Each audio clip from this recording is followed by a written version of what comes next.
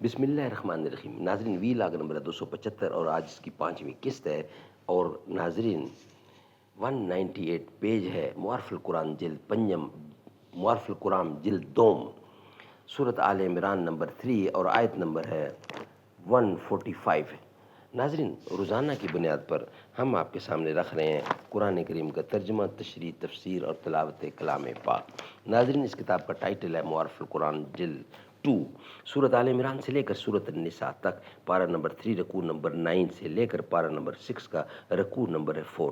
ناظرین رائٹر ہیں اس کتاب کے حضرت مولانا مفتی محمد شفیع صاحب عثمانی رحمۃ اللہ علیہ، مفتی اعظم پاکستان.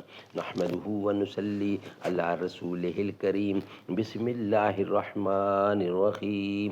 قال النبی صلی اللہ علیہ وسلم خیرکم من تعلم القرآن وعلمہ. بہترین لوگ وہ ہیں جو خود بھی قرآن پڑھیں، دوسروں کو پڑھائیں، سکھائیں اور لکھائیں. تیری خاک میں ہے اگر شرر تو خیال فکر و غنا نہ کر، کہ جہاں میں نانے شعیر پر ہے مدار قوت حیدری. کوئی ایسی طرز طواف تو مجھے اے چراغ حرم بتا، کہ تیرے پتنگ کو پھر عطا ہو وہی سرشتے سمندری. گلے جفائے وفا نما کے حرم کو اہل حرم سے ہے، کسی بت کدے میں بیاں کروں تو کہے صنم بھی ہری ہری. ناظرین آج کی یہ 5ویں قسط ہے اور آخری قسط ہے آج کے لحاظ سے، اور وی لاگ نمبر ہے 275.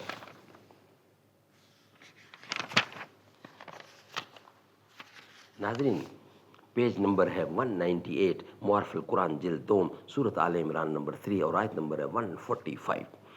اس میں تنبیہ فرما دی کہ رسول اللہ صلی اللہ علیہ وسلم تو ایک نہ ایک دن اس دنیا سے رخصت ہونے والے ہیں.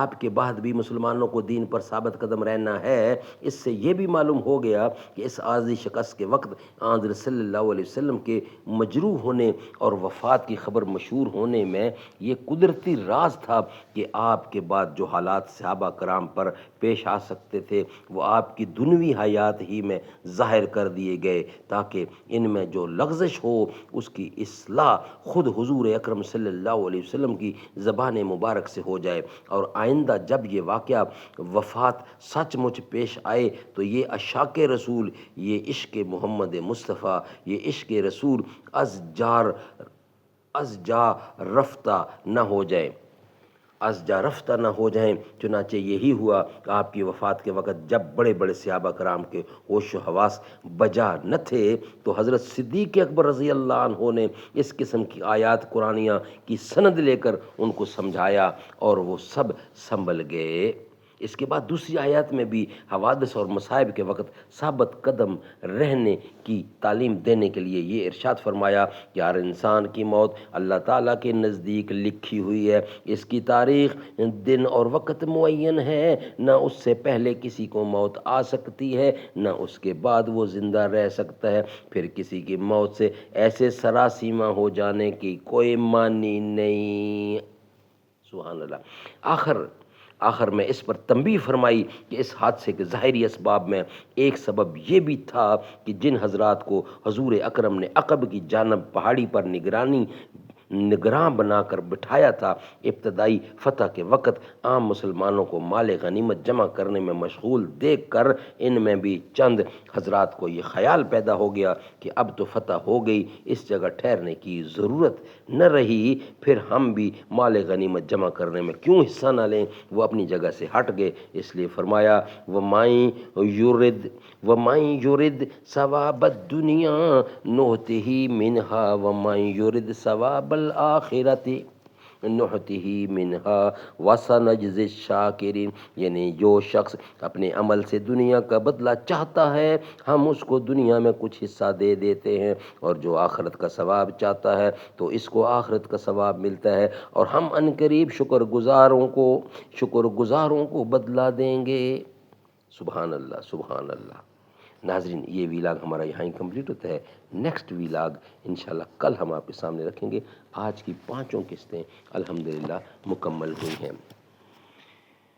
تب لو دہلو بوکھ کو سکتا ہوا ڈر سے، ایک بار اڑا تاجے ہما شاہوں کے سر سے، خنجر گر کھل کھل کے شجاعوں کی کمر سے، تائب ہوئے مریخ و زحل فتنہ و شر سے، خورشید و مہ نو نے کہا چرخ بری پر، اب کھول کے رکھ دو سپر و تیغ زمیں پر، ہیبت سے ہے نا قلعہ افلاک کے دربند، جلاد فلک بھی نظر آتا ہے نظر بند، واہ ہے کمر چرخ سے جوزا کا کمر بند، سیارے ہیں غلطاں صفت طاہر پر بند، انگشت عطارد سے قلم چھوٹ پڑا ہے، خورشید کے پنجے سے علم چھوٹ پڑا ہے، کس شیر کی آمد ہے کہ رن کانپ رہا ہے،